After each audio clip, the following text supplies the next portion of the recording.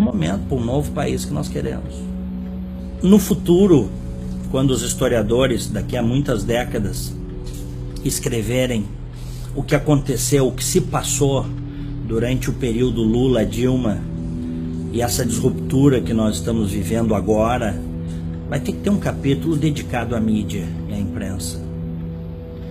A mídia, a imprensa, eu não digo de forma generalizada, porque você sempre tem exceções, você sempre tem bons veículos e bons profissionais comprometidos com a verdade.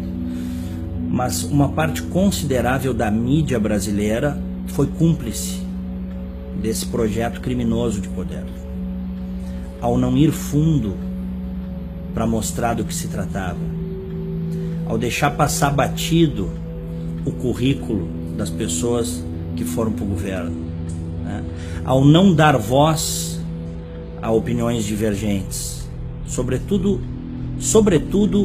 nos dois governos do Lula e na primeira metade do governo Dilma. A imprensa foi cúmplice, parte dela. Vamos pegar o caso de Pasadena. Ora, se não era para a imprensa ter ido fundo quando surgiu o escândalo da refinaria de Pasadena, uma refinaria que custava 43 milhões de dólares, foi adquirida pela Petrobras, com a senhora Dilma Rousseff de presidente do conselho da Petrobras, por quase $1 bilhão no exterior. Notas de jornal, pequenas reportagens, notas de rodapé e um silêncio cúmplice, né? Por vários interesses, eu não tenho dúvida, e também por ideologia. Há setores da mídia que têm seus interesses ligados ao governo, historicamente. Há outros setores da mídia brasileira que são ideológicos, fazem isso por realmente, sobretudo dentro de redações, por acreditarem que o projeto para o Brasil é um projeto de esquerda, que não deu certo em lugar nenhum do mundo. Então, no futuro, quando for contada a história deste momento, podem ter certeza, a mídia também irá para o banco dos réus. Agora, esta mesma mídia que eu estou, né, fazendo essa avaliação aqui, e eu tenho 26 anos de jornalismo, eu posso atestar isso, a minha crítica é uma crítica feita por dentro. Esta mesma mídia, também quando decidiu sair da zona de conforto, sair da neutralidade, mostrar as coisas como elas verdadeiramente são, sobretudo a partir da Operação Lava Jato, início de 2014, bem, aí esta mídia, esta imprensa fez toda a diferença, que é como tem que ser.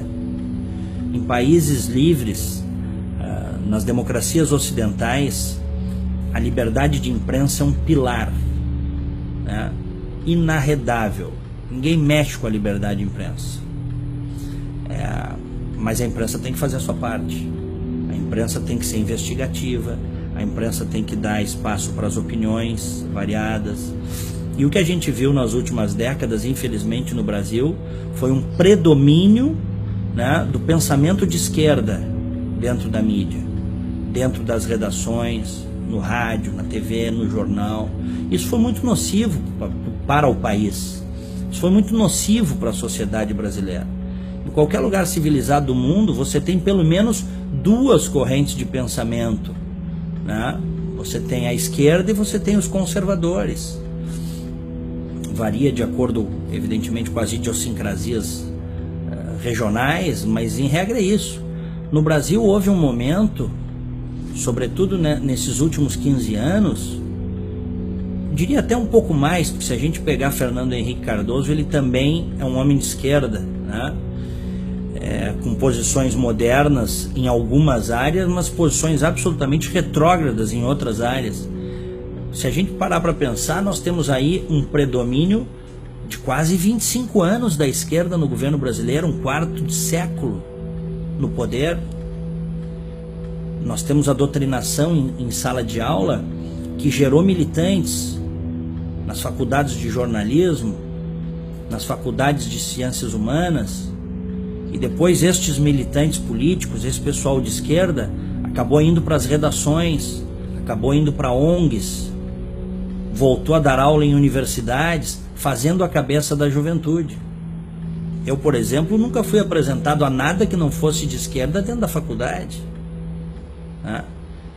Eu fui descobrir que havia, por exemplo, um Edmund Burke, um Olavo de Carvalho, um Luiz Felipe Pondé, que é um fenômeno mais recente, um sujeito interessantíssimo, e outros tantos, fora da faculdade. A faculdade brasileira, a universidade brasileira, ela infelizmente, como ela está constituída nas últimas décadas, ela existe para formar militância, principalmente na área de humanas, para formar militância de esquerda. A universidade brasileira, ela está na linha do não pensar. É proibido a contraposição de ideias. Eu tenho ficado muito impressionado porque isso começa a mudar. Essa é a minha impressão positiva. Hoje nós já temos grupos de pensamento liberal dentro das universidades brasileiras que estão dispostos, apesar de todos os esforços dos professores e das próprias reitorias, estão dispostos a mudar esse jogo, a contar uma outra história, né? A dizer que, enfim, se você teve um Marx, você teve um Mises. Se você teve um Lenin, você teve um Churchill, né? Se você tem um Rousseau, se você teve um Rousseau, se houve um Rousseau, houve também um Edmund Burke. Essa é a disruptura que nós estamos vivendo, mas infelizmente eu vejo ainda como problemática a academia brasileira. As universidades brasileiras, elas são excludentes e elas, sobretudo na área de humanas, elas cerceiam o livre pensar. Isso é muito ruim para o país. Isso é péssimo para o país.